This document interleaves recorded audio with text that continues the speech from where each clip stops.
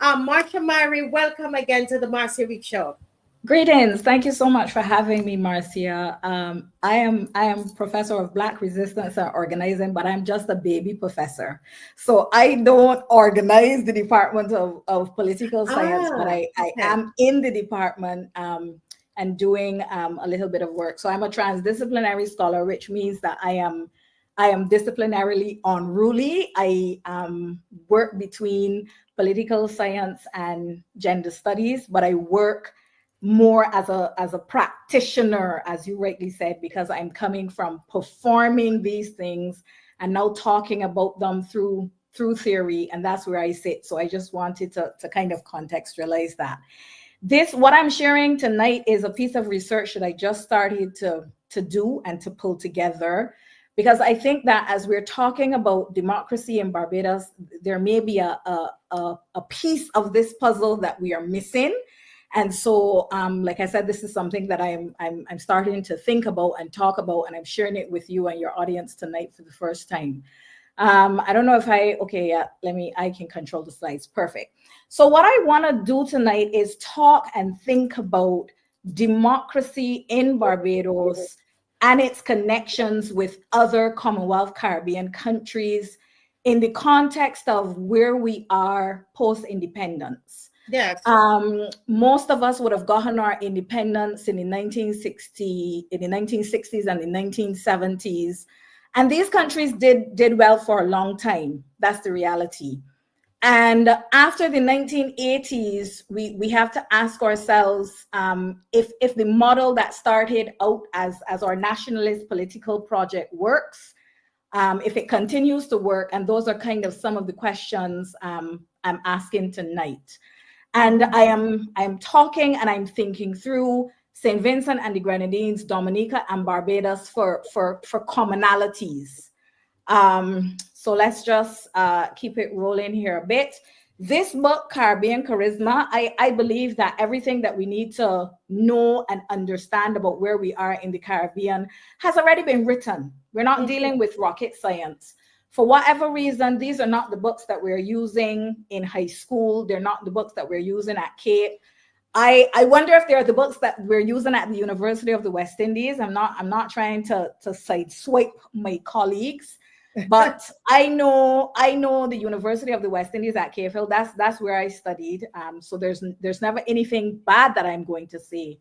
And at the same time, it seems as though the hill has gone a bit quiet.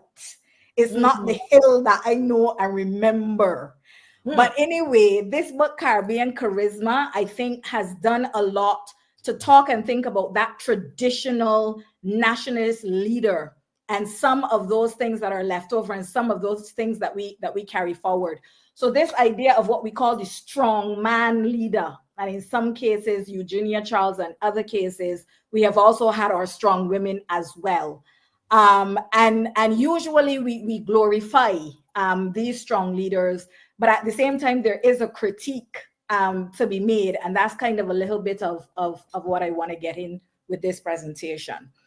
So the way that I'm defining democracy in this presentation is the rule of the majority by the minority, which is usually, we traditionally hear that piece. But the piece that we leave off usually is for the benefit of the majority. So the minority rules the majority, but the minority rules the majority for the benefit of the majority. And I think that is very important to say. And if we use this definition of democracy and we ask ourselves today, how safe or how effective is our democratic project in the Caribbean, I am suggesting that we should find that project wanting. Now, I argue, and I'm going to suggest in this paper when I write it up, that the plantation was actually a democracy. And people will say, but what? How?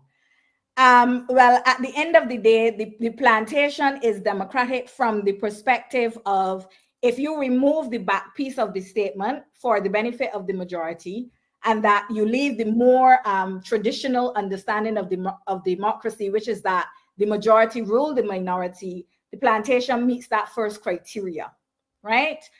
And one of the ways that the plantation meets that criteria, or the major way that the plantation meets that criteria, is that it stratifies the population into two specific populations. Keep coming back to this, Marcia. We talked about it the last time. There's an undeserving population and there is a deserving population. So Massa's friends, Massa's neighbors, Massa's lodge brothers, whatever the case may be, all of these are different deserving populations. And then the rest of the the rest of the people who occupy the space are not even seen as human. And even if they are seen as human, they're not seen as deserving. So the argument that I'm making then is that if you just say that democracy is the rule of the majority over the minority, a plantation meets that criteria, right? We move ourselves beyond plantation when we say that the majority rules the minority for the benefit of the majority.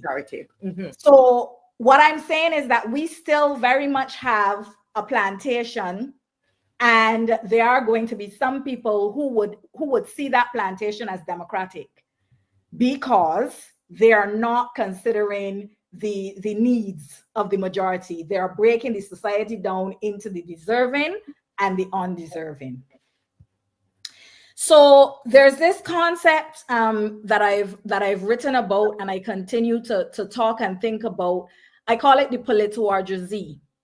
And the politourgeoisie is different and unique from the bourgeoisie. Bourgeoisie individuals have that claim to ownership, that right to ownership, property, leadership, political leadership, because they possess land. There is some kind of transfer of power throughout dynasty and that kind of thing. But what we have operating in the Caribbean after our nationalist project, in many cases, is not a bourgeoisie.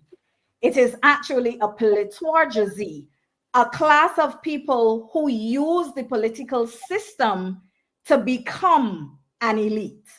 So they don't start out as bourgeoisie at all. They actually start out in quite the same circumstances of many of us in the Caribbean, but they're able to use our democratic processes. They're able to use our educational processes. They're able to use professions, and they convert that into personal political gain. So again, we see that the plantation character moving through, because yes, the minority are getting access to the political process, they're getting access to rulership, but they are not doing it for the benefit of the majority. Okay. We also see a cooptation of the Nationalist Independence Project. So when the Nationalist Independence Project starts, it is a socialist project.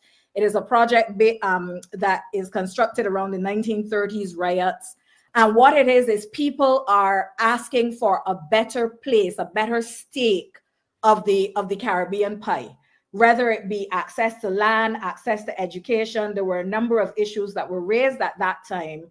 And those issues created the impetus for both labor parties in the Caribbean as well as political parties. So it was a project of the people, as you have said on this show before.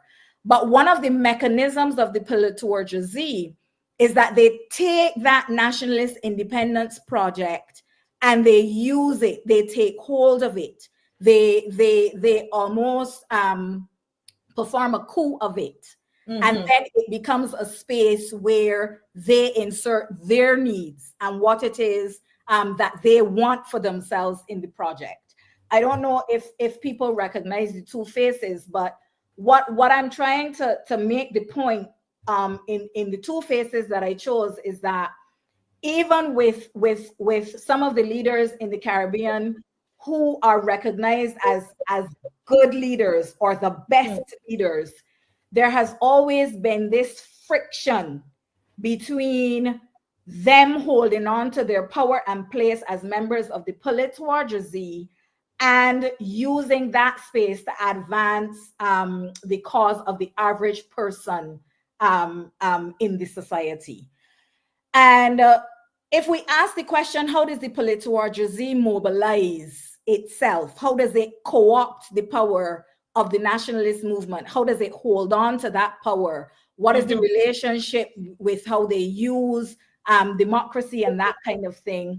This is kind of where I start to think now about the political process as mobilization, as well as the political process in terms of the strategies that that legitimate the politourgeoisie. And one of those strategies that I think is important and that we're not talking about enough is this idea of a kingmaker, which is a very important strategy of the politourgeoisie that was used to co-opt that nationalist project. So you remove the nationalist project from the masses of people on the ground, and you concentrate it in these individuals who are using that process for narrow political gain. And this is what brings me to thinking and talking about how we see our system come under pressure from the politourgeoisie. And one of the things that we see happening is manipulation of the judicial system. And I'm talking about the judicial system here broadly. Again, I'm not pointing fingers. I'm talking at the level of analysis, right? Very little makes sense. And again, we've talked about, you know, some of these stories that if you change the names, you could write a book and it would be good fiction. So we get, for example, if a court case goes through the court and there is some kind of judgment that is not acceptable. So remember, we heard after the GIS case, for example, the government was going to appeal, right? The government never appealed, but it was said the government is going to appeal. In a recent case as well, we heard threats of you know, somebody wanting to sue somebody that had brought a case. These things are scare tactics. They're scare tactics. They stop the average person, the masses of people, from wanting to use the the judicial system, to challenge the power of the politourgeoisie, right? And I call it political gaslighting. And those two examples that I brought were from the Barbados case. But if we think about St. Vincent and the Grenadines, we can think about some of the activities that have happened there with women and girls, and how the court was mobilized to threaten those individuals who wanted to talk about their experiences of abuse into silence.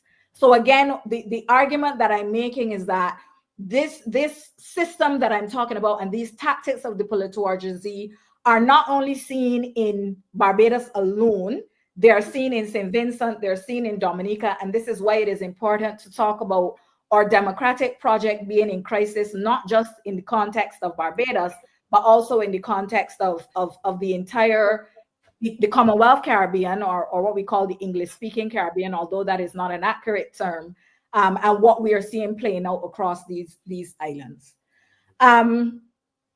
So we see things. I gave a few more examples here from the GIS conversation, for example. So we see one person in the case of the government industrial school who doesn't come out on the right side of that issue, but then this individual wants to be on the other side of what is essentially the same issue in a different case. So really what we end up with is a political system that has no soul. There's very little integrity to go around. And what we are dealing with really is raw power. Okay, that's really what it comes down to. I'm gonna go on just in the interest of time. We see rancorous relations based on gender, color, and class. So again, we talk about this gender war that we have in the Caribbean. The men don't like the women don't like the men. No, that's not actually true. That's a mechanism that has been used to keep us divided since the plantation. And the only person that benefits from it is the rulers of plantation, or when we come off of plantation and we're thinking about the post-nationalist period, the politourgeoisie benefits, because we're so busy fighting with each other that we don't realize that the system is actually giving us both the same thing, and none of us are being seen as deserving publics. We can have color divisions, being mobilized. So during the nationalist period, we had this conversation around black and white in the Caribbean and the divestment of assets based on racial color. But at the end of the day, we are still, and when I talk about we, I'm thinking, for example, of the people who would have worked on Draxall Plantation. Those we's are no more in possession of resources as they were under the white Drax plantation regime, as they are now under our black nationalist politourgeoisie regime, right? And we also have divisions along the lines of class. I think one of the examples that we can think about that really brings this home is the 11 plus. And why up to this day we cannot get rid of it, because what it does is it keeps the rigid class strata established in our Barbadian society, right? Now, one of the other things that the politourgeoisie does is that it manipulates the electioneering machinery. Has to, can't not, because at the end of the day, if democracy is functional, we don't end up with these strong leaders who maintain power across long periods of time.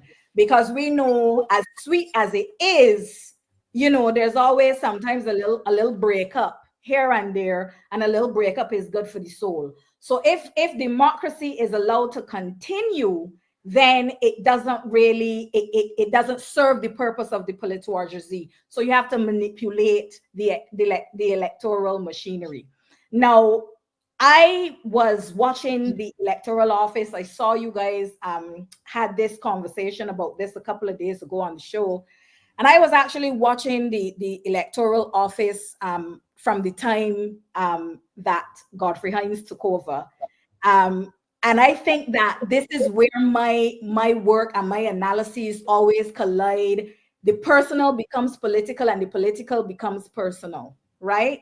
Because at the end of the day, that individual happens to be my father.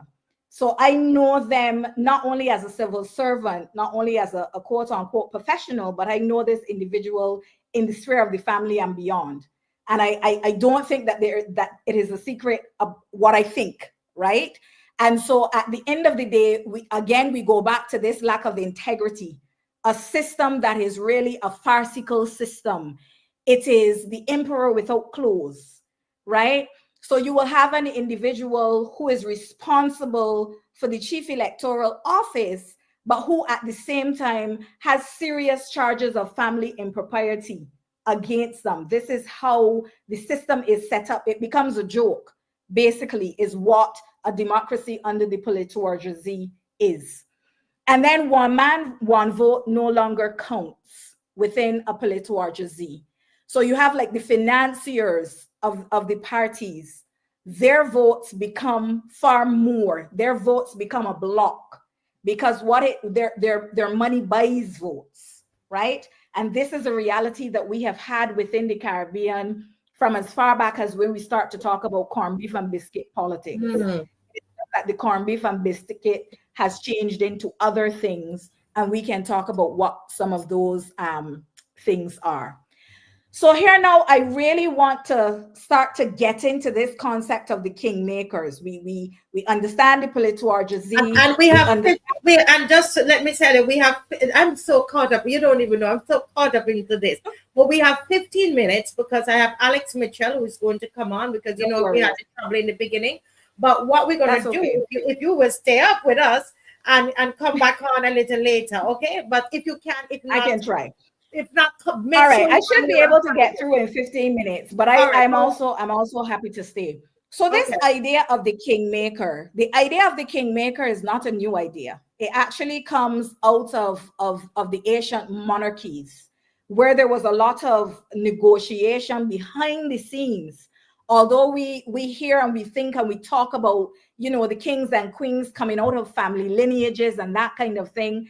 If you watch old TV, 16th century and 17th century depictions and that kind of thing, you see the machinations that have to happen with the senates and the different feudal leaders and that kind of thing to make way for the king, right? And so the kingmaker has the same kind of concept. And the kingmaker that I'm talking about and thinking about in this piece of research is Hartley Henry. Hartley Henry starts his political career in the Caribbean in Barbados, in St. George South, on a Democratic Labour Party ticket. He doesn't win the seat, but it definitely becomes the beginning of a very interesting career. And when we talk about the way... If I may say, I mean, I just want to add that he's a brilliant mind. We need to add that. We need to add that this man is a brilliant political strategist, brilliant mind. I just wanted to say that. Keep going. For sure. And it comes out of his grounding in public relations generally. He is one of the founders of, I think, what is one of the most successful PR companies, again, in Barbados and the Caribbean, are Alhart PR. Some people may remember that name. So he eventually goes on throughout his career to become advisors to prime ministers and or party officials across the Caribbean. And like I said, tonight, I'm focusing on Dominica, Barbados, St. Vincent, and the Grenadines, okay? He's known as a political strategist. He's also known as a deal maker and fixer. And I just defined, if we think of, you know, that ancient period, what is some of this kind of wheeling and dealing that is associated with politics. So what I want to do is talk and think a little bit about what I call the HH strategy. What does that look like, right? What is the HH strategy? We have glitzy political meetings. A political meeting is no longer a one microphone under a one street light on the back of a truck. I don't know if you remember the DLP campaign of 2007-8. We actually had Luciano, the reggae artist Luciano, performing in Oistins. So what this does is that it changes the political appetite and it changes the amount of money that a contender must have to seriously engage in the political process.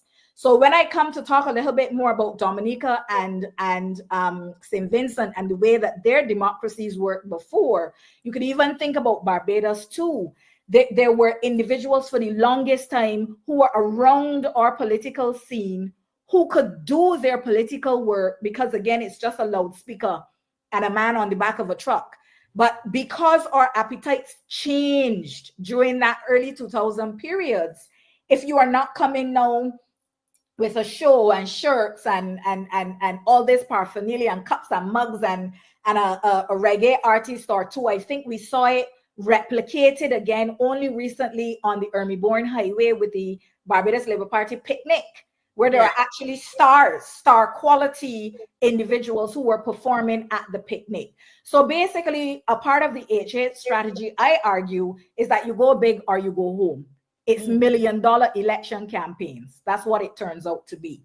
In Dominica, we have the situation with the paraphernalia imports and individuals. I know that your this class is very astute, so people can do their Googling and they can look and see about some of the paraphernalia and some of the conversations that were had around it in Dominica, so on and so forth. Another important facet of the HH strategy is media influence, right? And again, we see in different parts of the internet world that there are allegations that the media is intimidated into a particular narrative or intimidated out of a particular narrative. And I think a part of the reason why you make space for, you know, the opposition candidate on the show and the independent candidates and that kind of thing, some may argue that it is because the traditional news media in Barbados are not offering that kind of space. So when I'm talking about this kind of theoretical analysis, I hope that you are connecting it, you know, and checking to see if I talk in foolishness or no, if not the at argument, all. I'm eating this up. or if the argument holds some water. I believe that typical with all other kingmakers throughout history, because I am dealing with one particular kingmaker, but a kingmaker is also in and of itself a particular trope. It doesn't change. So kingmaking, by virtue of what it is about authoritarian leadership. It is about closed political parties where all roads lead to the prime minister. And we know already that that is a feature of our nationalist project, but I am arguing that it becomes more embedded under the politology, especially when you're looking at particular king-making strategies, including the HH strategy. But can I ask you, I know you don't have much time, but help me, I'm a student here, the close political parties, what do you mean? So the close political party is that you go into the political party, you sing the song of the political party, there is no opposition to the political party. Basically, I guess in Bajan parlance, you drink the Kool-Aid. That's it. You drink the Kool-Aid and you hush. And this is I want to argue that this is a very post-1990s feature of our nationalist project in the Caribbean, or what I call the politology project in the Caribbean. Because before there was political space, there was room for disagreement. There was room for democracy to work in the favor of the majority. And there are actually examples where when the democracy ceases to represent the majority, the people within the party check the party. So we have that, for example, with Erskine Sandiford, as we well know, and this is how he loses the government. And you will see it as well in St. Vincent and the Grenadines and Dominica. So the democracy actually works because it can be checked. And my argument is that under the politology, the democracy loses the ability to be checked. And that is when it becomes dangerous, because it goes into the realm of rabid power, absolute power. And what I think, absolute power does is that it corrupts absolutely. So you can see within the Barbados Labour Party, we just had the whole spectacle about who testified against who and who didn't testify against who. But they told them gone back inside the party and they closed the door, right? No more of that. But, then every spat in another political space is turned into a media campaign, right? So the party is always seen as a pretty pristine glass window representation under one strong leader. That is what it always has to be. And I am arguing that that is not what democracy is. Does that answer your question? Yes, most definitely. Okay, all right. So the HH political strategy that I really want to focus in on, that I think is really interesting, and I think that we have to understand what is happening with the Democratic Labour Party in Barbados under the context of this political strategy, is what happens to the political opposition when the HH strategy and the politology are operating together in particular jurisdictions. And this is where a kind of analysis across St. Vincent and the Grenadines, Dominica and Barbados becomes interesting. Yeah. So St. Vincent and the Grenadines gains its independence on October 27th, 1979. Milton Cato carries it into its independence under the St. Vincent Labour Party. In 1979, there's the sulfur that erupts, there's Hurricane Allen. Go back to the conversation that I was having about political gaslighting and this world that we exist in within the Caribbean, where our politics really doesn't make sense. So you have a natural disaster, and that natural disaster is somehow turned into the responsibility of a particular government. You can think about, there's a number of things that this happens with. It happens with natural disasters. It also happens with economic downturns. And these things are really what are used to drive the political imagination of the Caribbean. And they get wrapped around a particular leader or a particular party, and the party is blamed for it. And this usually becomes the weakening of the party, right? So tourism, agriculture, and bananas are affected during these two natural disasters. And it begins to lead to the demise of Cato and the St. Vincent Labour Party. In 1984, Mitchell captures the government with the New Democratic Party and retains power until 2000. So we see with St. Vincent and the Grenadines and Dominica perhaps a feature of their democracies that we did not see with Barbados, which is that you have these leaders that come in and they kind of stay on the throne for a very long time. And my argument is that that model begins to capture the attention of another generation of politicians behind the nationalist generation, but whose political philosophy came out of the playbook of the pillar bourgeoisie as opposed to the nationalist project. Because although Mitchell and some of the others reigned for a very long time, they reigned under what was very much a nationalist democratic project, where the needs of the majority were considered.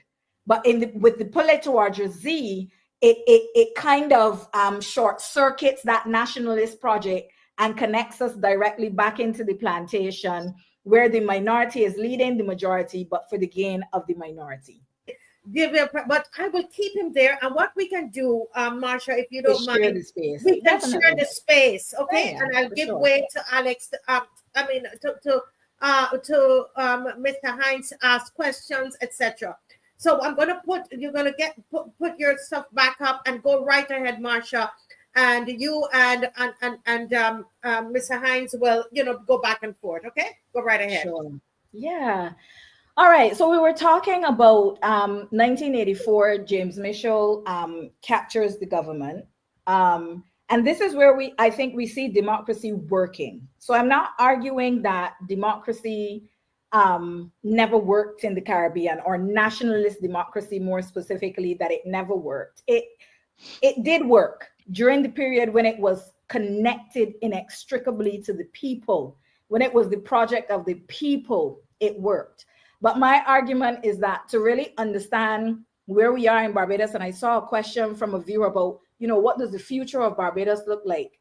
We have to understand that during the 1990s, definitely by the early 2000s, definitely by the time we get to HH strategy and this type of kingmaking, that there is absolutely a fracture of democracy away from the people and into the hands of the bourgeoisie.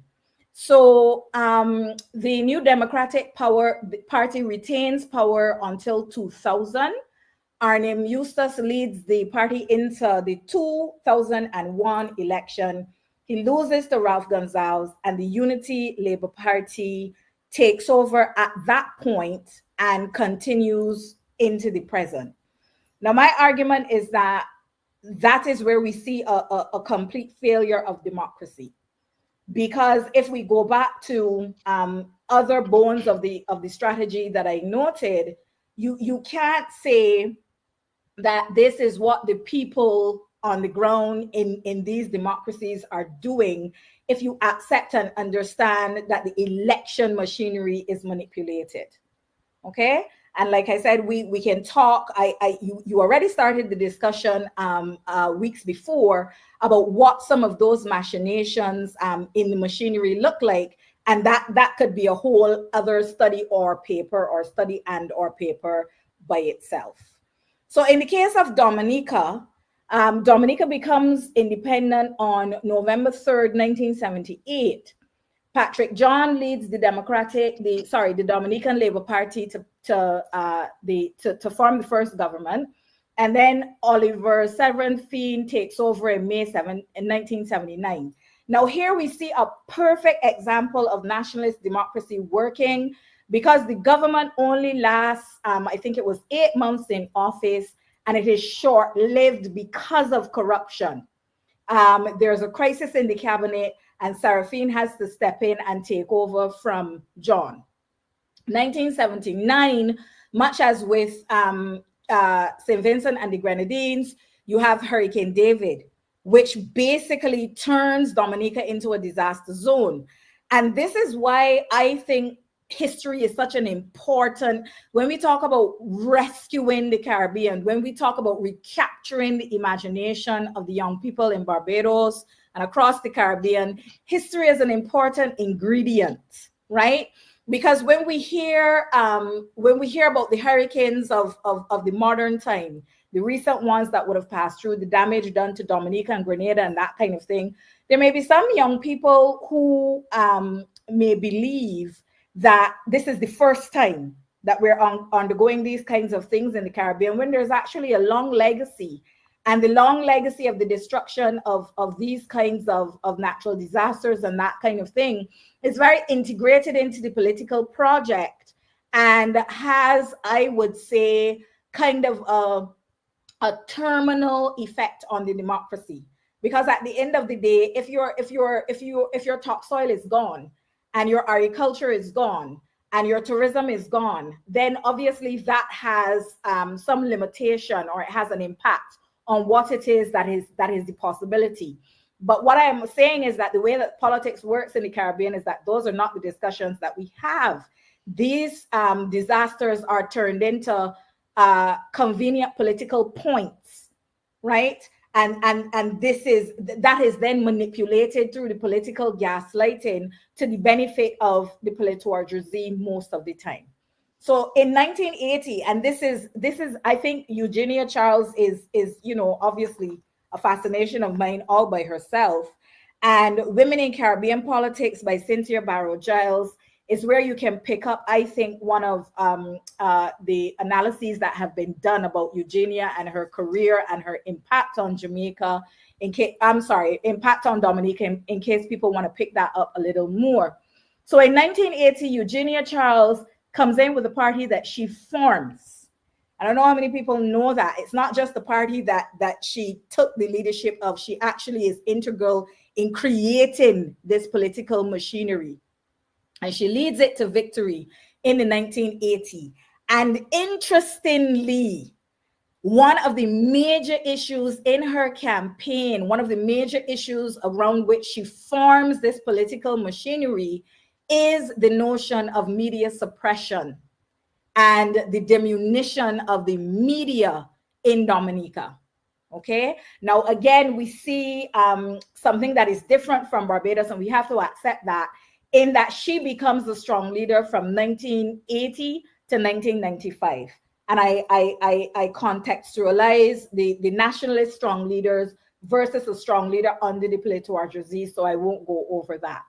But even with the strong leaders, you still see the democracy shining through, right? So James emerges in 1995. There's again Hurricane Lewis and that whole cycle of the natural disasters and what happens. We have democracy working again, parties splintering, parties reforming, coalitions emerging. Rosie Douglas, his connection to Canada, again, important in terms of how the diaspora spaces provide support for these individuals, sometimes spaces where they cut their political teeth, they come back into the Caribbean, they serve, sometimes they run back to the diaspora for exile, for reprieve, for peace, etc., etc. Pierre Charles comes after Rosie Douglas suffers a heart attack. He dies in 2004. Roosevelt Skerritt takes over. Democracy in Barbados, democracy in Dominica, as I am suggesting, terminates, because then you have almost a completion of the H8 strategy. Democracy dies, and you have no further elections. So in St. Vincent, sorry, not that you don't have elections, but the elections go back to what I'm saying, it's like the emperor in his new clothes, where it is all performative, right? These things are happening, but they're not changing anything, because the strategy is an effective and a complete strategy. Right, diminution of the political opposition. So let me just see, any thought on this before we move to the next slide, Mr. Hines? Adrian? Not really. No, this is good history, good understanding, and good tying it back to Barbados under the heading of Hartley Henry, and his approach to what we currently have today. So right. I'm following it along that line, but okay. More broadly, it subsumes into the whole concept of Westminster and how I understood it. So yeah, excellent. Okay, back to you, Marsha. So really what we end up with in St. Vincent and the Grenadines is a 25-year rule. When we think of 25-year rules, we're thinking of monarchies, That's not democracy, right? There's just no. I don't know how you could, under any definition of or justification of democracy, call a 25-year unbroken rule a democratic result or something that happens in a democratic process. In Dominica, you have a 20-year rule, and in Barbados, for the first time, and this is why I argue now, perhaps with the flopping from St. Vincent and the Grenadines and Dominica to Barbados, you really understand the HH effect, right? Because a democracy that has never operated in this way before now takes on the complexion of what we see happening in these other two entities. And for the first time, we have this 30 love situation that has gone twice now. And if we look at the by-election situation and all that is playing out, continues to want to legitimate itself. So what I'm arguing is that I'm not arguing this in this particular piece of research, but I will just say that in the context of the by-election, then this is very much what is at stake in this by-election. The question comes down to, do we want to continue to legitimate HH strategy, king-making, the politourgeoisie's democracy, or do we want to move towards something different? And this is where it becomes complicated. I'm not going to pretend that it isn't complicated, because at the end of the day, the HH strategy has operated in Barbados across both sides of the political divide. That is just the history, and the history doesn't lie. So at the end of the day, while the country has a real opportunity to break or to begin the process of breaking the back of the politourgeoisie led by Mia Mottley in Barbados at this point in time, obviously there has to be something more that comes after that. But I am arguing that the history and the comparative analysis between St. Lucia, Dominica, and Barbados helps us to really understand that what we are seeing is not accidental. What we are seeing is a strategy that is playing out. There is no accident, I am suggesting, that where this HH strategy is present, you have, to use my granny's words, oppositions that just can't spraddle and can't catch themselves. That is not accidental. It is quite strategic. Yeah. So I was reading your stuff here on the screen, and I'm like, wow. Go ahead. Yeah, this is what I sit in the back of the library and do. Contrary to popular belief, this is what I like to do. So I just created this slide so that you get a snapshot of what the strategy of diminution of the opposition looks like, right? And like I said, because I was talking to, most of my work is qualitative. I'm not a quant specialist, so I ain't interested in the polls. I ain't interested in, I'm not a political scientist. I use the political science in praxis. So, and interestingly, I have to say this for all of the people too who think I just walk around hating men all day. I don't.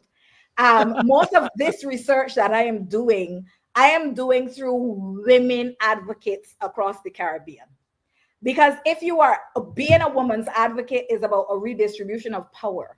And so you have to understand to begin with how power is constructed, right? So I was talking to some colleagues in St. Vincent and the Grenadines today, just to make sure that I'm not sitting and coming up with all of this in my head, but it is not connected to anything that they know. And I will also go through the same process for Dominica, right?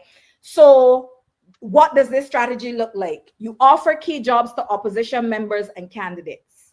So we get crossing of the floor, we get rancor within the political organization, and it looks to us like if it's just, oh, look, these people collapse. But it's not a collapse. It's actually an orchestrated, systemic attack on the political organization. you make life difficult for the faithfuls who stay, right? So people are constantly accosted, people are constantly bombarded. They're labeled as people who do not like the country, who don't want development to happen in the country. And the reality of the situation is that some people can deal with that and many more people can't, right? Plants, actual physical plants are placed in the party. We may see the manipulation of information technology, bugging systems, but we also have physical people that are inserted into the machinery of the party. Now, like I said, some of these strategies do not start with H.H. King making specifically. So that is not what I am arguing. But what I am saying is that playbooks of the available strategies, these are the ones I think that come together to that when we organize this strategy and we ask ourselves, okay, what does H.H. King making look like? These are some of the elements I am suggesting of the playbook. And of course, when you're writing as an academic, you're not writing because you're right? You're writing because this is what your analysis has led you to. And there's always somebody that can say, yes, you're right. No, you're wrong. You're right on these three. That one I don't see, etc., etc. There's infrastructural development and patronage inextricably tied to the political party. And you're from Jamaica, Marcia, so I think you can tell us more about this than I can even tell you, because there are brilliant analyses done by, for example, Deborah Thomas, where we understand the creation of Tivoli Gardens, what we understand as Tivoli Gardens. Again, that doesn't start with Dudas Coke. Dudas Coke is an event, one in a line of many. And so where we didn't have that kind of rabid political patronage and infrastructural development perhaps being a feature of our politics in other places in the Caribbean, we now see that. So again, it's another way of saying all roads lead to the Prime Minister. All power is the Prime Minister's, and dole is given according to a dole is given for as a reward for drinking the Kool-Aid, basically. So the opposition, Alex, Adrian, yes, quick, a little bit of devil's advocate. Do we have a democracy in Barbados, or do we have a representative democracy? Because that's the argument the naysayers will come with, that we don't have true democracy. We have representative democracy. I don't know that I believe to begin that democracy was ever anything but representative. Democracy is very much leadership of the majority by the minority.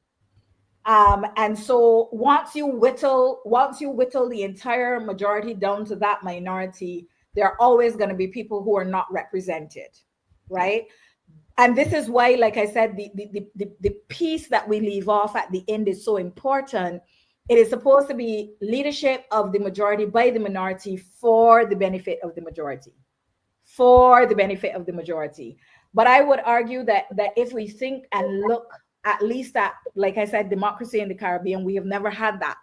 Because, like I said, some people will argue that the plantation was a democratic enterprise, right? It all depends on how you define those terms and what you understand them to mean. Yeah. The opposition party is blamed for legitimate protests. So think here of Dominica just the other day, when people on the ground were uncomfortable with what I am arguing are those machinations of changing and manipulating the electoral process.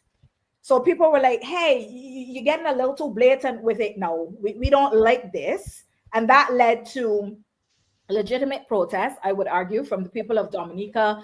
And then you see that this becomes a narrative that is used to make the opposition party seem irresponsible, seem like it is trying to destabilize the country, when really and truly these are things by the virtue of the politourgeoisie being what it is, that the politourgeoisie is doing. So when you talk about gaslighting and you understand what it means to gaslight somebody, you really understand then how political gaslighting becomes a critical component of politbourgeoisie democratic processes. Now, this one here is a really interesting one that I am watching, and I haven't heard anybody else in Barbados talking about it. But I am wondering, it's almost like we have some really politically astute gunmen in Barbados, because all of a sudden they've gotten very preoccupied with this by-election and the shooting has stopped. Like, doesn't anyone else notice this? We have some politically astute gunmen. They have paused their activities. I can only assume that they're canvassing and doing all the things that, you know, the rest of us going to political meetings and that kind of thing, because all of a sudden everything is quiet. And so I am suggesting that when we think about the diminution of our opposition, we have to think about how crime is being mobilized. When the people are made frightened, when the people are made distracted by what is happening with crime, when that stops, what are the connections in the cycle? We definitely see in St. Vincent and the Grenadines this almost political shadow cast over the police service. I think rightfully the people in Barbados were very concerned when a certain call was made during COVID that resulted in a particular activity happening. So there is this mobilization of crime and the criminal element as a political tool. And again, I want to jump in there just for half a minute because I don't want to take up your time. Just to say to you, Marsha, that is, you know, it just reminds me, you know, of Jamaica. When I see that, and when you said it, I started to think to myself, yeah, but how come we were having, even if we didn't have a death a day, we were having lots of shootings. All of a sudden, I mean, we did have them held up the Brinks thing, and then we have a few cars being stolen and so on. They probably didn't get the memo. But really and truly, you're not hearing this whole lot of pop, all over. And it reminds me, seriously reminds me of politics in Jamaica. But continue, please. Absolutely. That's exactly what. So again, none of this is too far-fetched, because in a way it fits the political molds in the Caribbean. And if you read Deborah Thomas, and I think she's just an excellent scholar when it comes to understanding the political process and how the political and the social go together in the Caribbean, she says that none of this is new. All of it comes from the plantation. Massa created havoc and made people scared when he wanted to. He stopped that when he wanted to. It is all almost like a game of political puppetry, right? We're constantly on the strings. One man, one vote is diluted, like I said. So we have a series of closed door meetings. So there are individuals in Barbados, in Dominica, in St. Vincent and the Grenadines who get a double vote. They get a vote because they are connected to the mechanisms that are needed by the political party to enable patronage, and they get a single vote as well. So their votes are worth more than our votes as the average individuals. And then you see, like I mentioned before, it happens as well with party financiers. Their vote is worth more because their money extends basically their vote and their party support. And then, like I said, you have the manipulation of the political process, the Electoral and Boundaries Commission, as well as how we gerrymander, which means how we fix the constitutional boundaries so that, you know, there are advantages and that kind of thing. And I'm trying to seek examples because if my memory serves me correct, there have been some notable examples of that in St. Vincent and the Grenadines, and I want to say at least one in Dominica as well.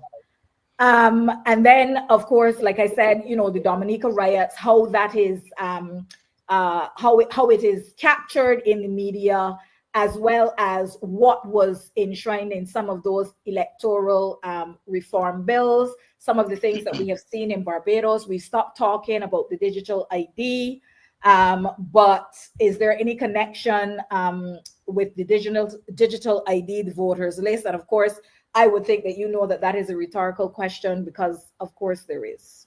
Yeah. Wow.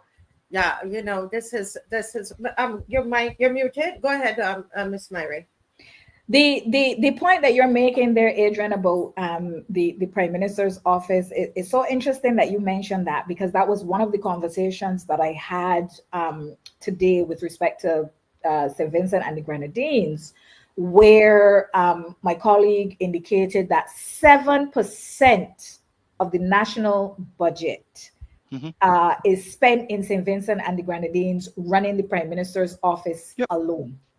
Yep. Right. Wow. And if we think of Barbados as well, and the thing about it is, without adequate freedom of information, we don't know all the people employed.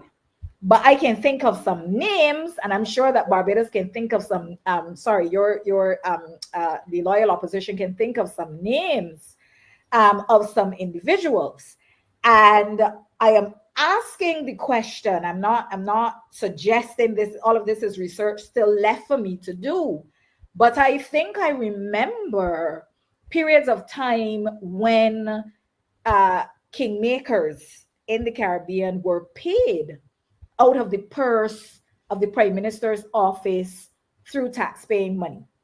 I think that if we go back, if we Google, if we try to find some information, that we will find that kingmakers have been paid with out of the coffers of the government. So that point about how the Prime Minister's office becomes then the court. Remember, we used to talk about the court, the Old English courts, and you wanted to be in the court in some kind of capacity, because this was the route to power. Yeah. So when we talk about the English influence, we understand then that some of the things that we're really dealing with here, like I keep arguing, are relics, and this is why I keep invoking the plantation, because the plantation is far from dead. Yeah. If we could take a look there, Marsha, on the slide that talks about the strategy of the kingmaker. Can we look at that? I think this. Someone said to me today, Adrian, they said, "Oh, the DLP can't be serious about the election in St. James North, and of course, I guess that would also extend to any of the independent." And I said, what do you mean? They said, well, I see only, these huge posters from Chad Blackman, and his thing, because he has these big glitzy posters. He doesn't just have posters, guys. He has these right now Barbados is doing these short billboards. And he has a large side, which I know it's thousands of dollars of the billboard. I'm double checking on the cost of that billboard. Okay. I don't know if he has one. I think Dave might have the picture of it there if he checks his WhatsApp. But what is it? Electronic? No. It is no. They know, because we don't have these huge billboards that's high off the ground, right? I think they're now creating these shorter ones that they're using to they're billboards, but they're using them to promote different events. So he now has one of that. I know people who do events, and I know the cost of those things. You see, but when they have obliterated the opposition in the sense that they can't even get the subvention, think about it. They don't have the financing. They have done the plants. They put the plants inside of the DLP. You're not saying it, Marsha. I'm saying it. They've done so many different things to destabilize, and that's what I say to people. One of the things I'm happy about, Adrian, is, and I know some of you cuss me for it. I'm very happy. I went to the headquarters And I'm glad I went there. This is during the convention, because what I saw, the operation, being somebody away from it and seeing and looking on, I could see what exactly is going on with this party. There is an unseen hand, Marsha, as far as I'm concerned, outside, that's manipulating a whole lot of things. And it's happening in the St. James North. I mean, what you have here is happening in the St. James North as well. There are people who, even in the media, who they are so influenced and they're so intimidated to carry exactly what is happening with the, in the different campaigns, etc. I'm seeing, when I look at this, just all that is happening, the glitzy political meeting that started from Barclays Park on was it May Day or Labor Day? Mhm. All of that. Who has money to continue that? When the Prime Minister says, listen, Adrian, you remember she said, oh, Beanie Man was in her constituency. She didn't say that that he was at the Botanical Gardens. He said, oh, you were in my constituency last night. And then she brought him to her picnic. Who has money in Barbados to outdo that? But It's a well-oiled strategy. And this is Yeah. what I want people, I know that we've just started the process of becoming politically astute and connecting these dots. But I really want people to think about the years of political campaigning that characterize the HH years. By now, it is a well-oiled machine that has been effective for, like we said, a number of years in different Caribbean countries. So this is no play now. This is no play. We're refining it as we go. It's being becoming more effective. And what makes it dangerous now is that there are because if you in 2000 and a child who was what like my children's ages, then they're now of voting age.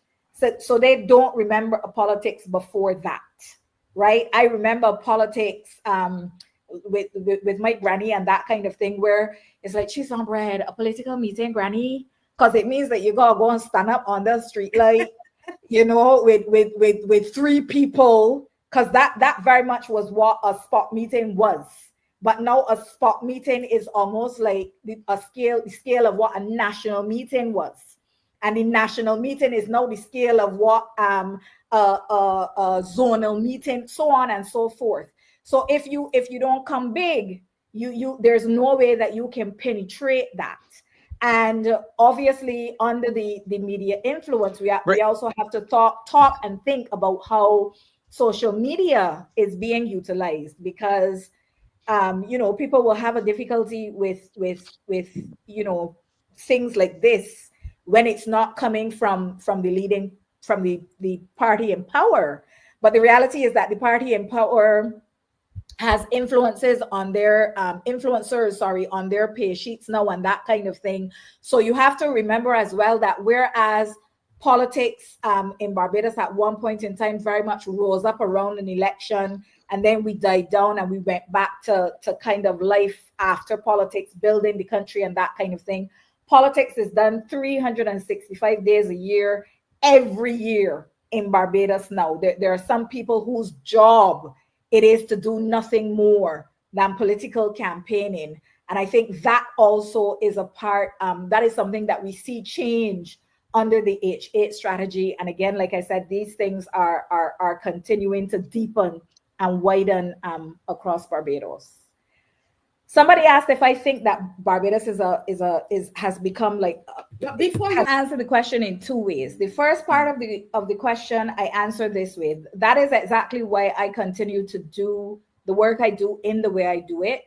It's not by accident, and it's not something that I created. I'm thinking here of Walter Rodney. I'm thinking here of groundings and how he mobilized the groundings to help people to understand what it is that was happening in Jamaica and how they had to organize themselves politically to be able to push back against that. My apologies for that. I think that what you are underlining there is exactly what I'm trying to capture with the concept of the politourgeoisie, right? It is this group of people. I remember Uncle Owen talking about the cushion upon which an object rests. I don't know if you remember. You play that speech sometimes, so you remember. The politourgeoisie has rested itself upon the people of the Caribbean, because it's not just a phenomenon in Barbados, and they are sucking our resources, our national will, the soul of these islands and territories, because Guyana obviously is not an island. And really, every time we go to the polls now, that is what we have to reflect on. And that is why I think, work like this, where we help people to connect the dots and to understand what the mechanism is important, because there are some people that really just think that what they're seeing is this is the way it is done, but this is a way to do it.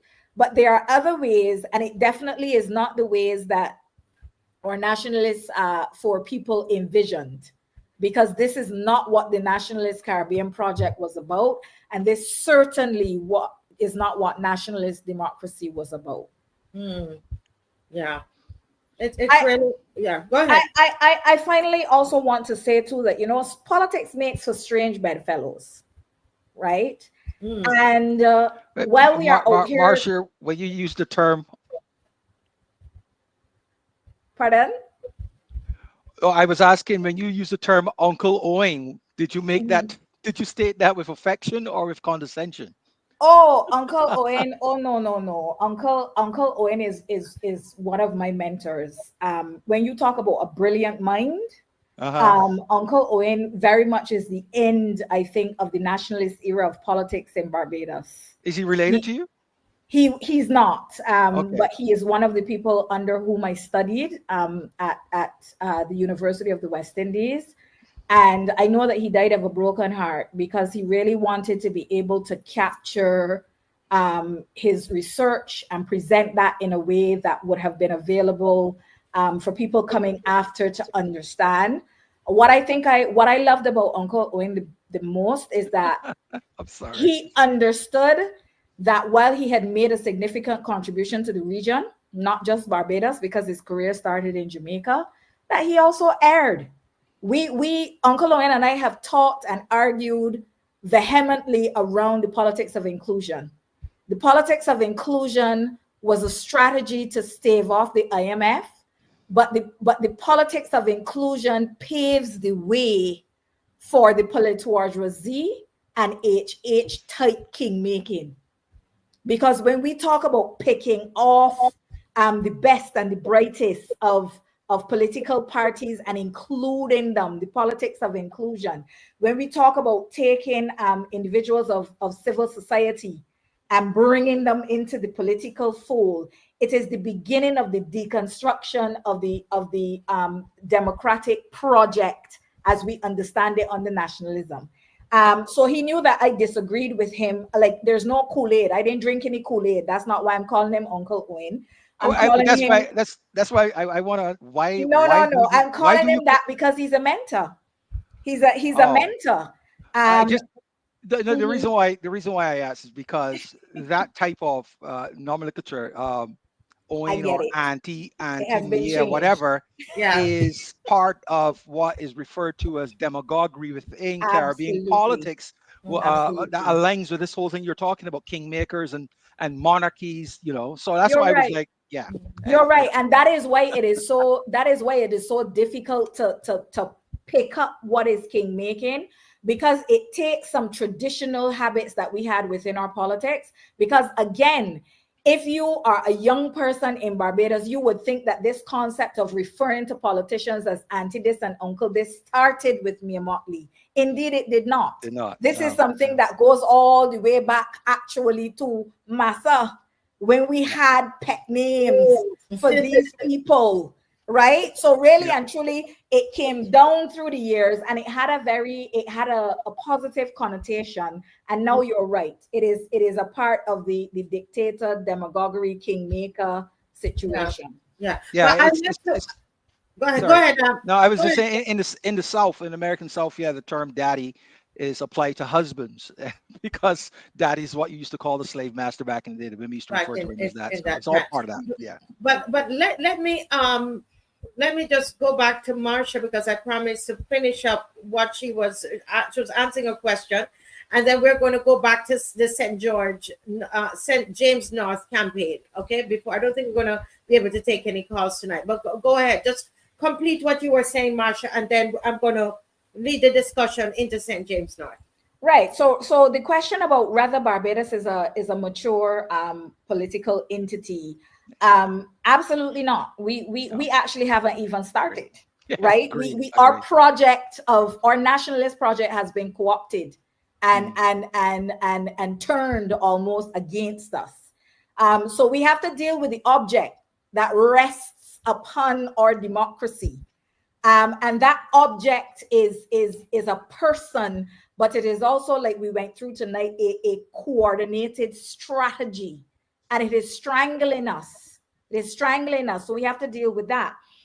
In terms of how we navigate voting, what I will say is politics makes for strange bedfellows, right? People coming around the political scene nowadays talking about they have been set up. Like if setups in Barbadian politics are new, let's talk about Maria Agard if we are talking about setups. Correct. Right? Yeah. Let us also remember that I canvassed in St. Michael Northwest, and the list that I was using to canvass the constituency is not the list that cut my ass the night that the other candidate was selected. So setups are not new. And the reason why I'm going into these things and the reason why I'm weaving them together is because we can't forget. I hear people talking about, a candidate that can speak and a candidate that have an accent and this and that. Would she be the first candidate in Barbados who can speak? We have gone all these places before, but at the end of the day, you vote for the choice that is closest to the philosophy that you represent.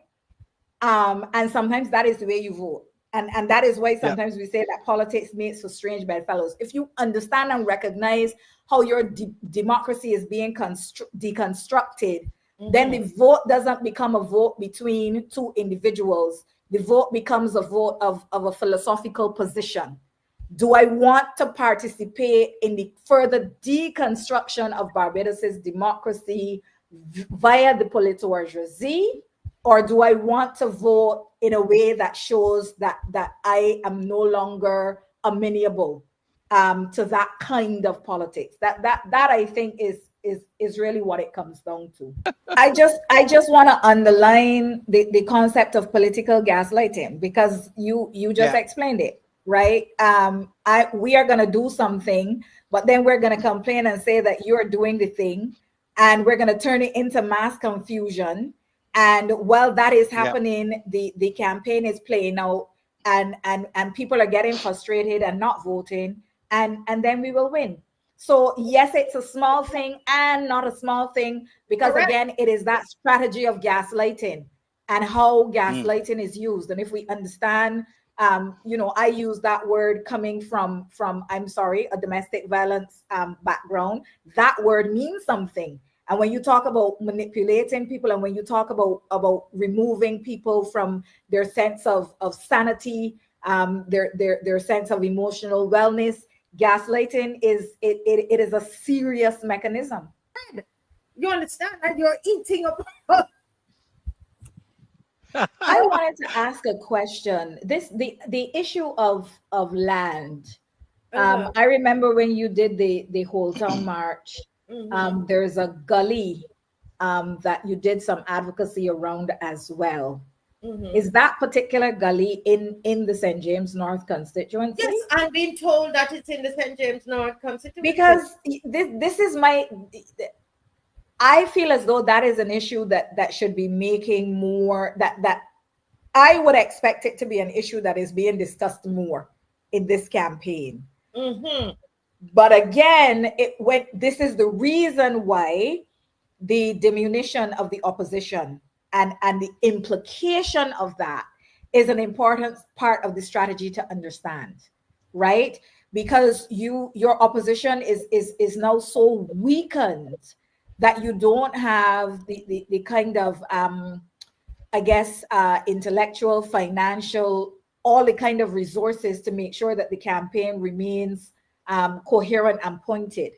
Mm-hmm. And so it looks as though, this 30 love is because this person is amazing, they're spectacular, it's great in the Trumpian way. But really what it is that this the field has been set in a particular way to make sure that the ball bounces. It is a pitch that is problematic. You can't play on it. And so that is why the diminution is so important when you talk about not having signs on Democratic Labour Party's side and that kind of thing, and just the fact that you are operating against a mega campaign without money. Like, all of these are the concerns. But people need to hold the issues. People need to hold the issues in mind, and the issues have to be the guide to answer you, Adrian, in terms of how do we get past the HH strategy. So I talked about the strange bedfellows, voting for philosophy and not for people, and just keeping the issues central. I think those are three major important things for people to do. No, like I said, I will always make time to do this work. I say it all the time, because I think that our educational system in Barbados is a mechanism of the politorchy. It enables the status quo to remain the same. And I think that was one of the challenges of the nationalist movement that has been set aside when our nationalist project was co-opted and removed from under us. And so, this is what I'm most comfortable doing. And I want to continue to do it. And I'm just hoping that we can continue to swell the ground, because, like you rightly said, anything that is going to happen now in Barbados has to happen one vote by one. It has to happen one person by one. But the good thing about it is this is not the first time that this has happened in our history. That is the way that we broke the back of slavery. It is the way that when our emancipation failed as a legal project, we then had our nationalist imagination come alive. So we are not in uncharted waters, and there are examples that we can follow, and education helps us to understand that.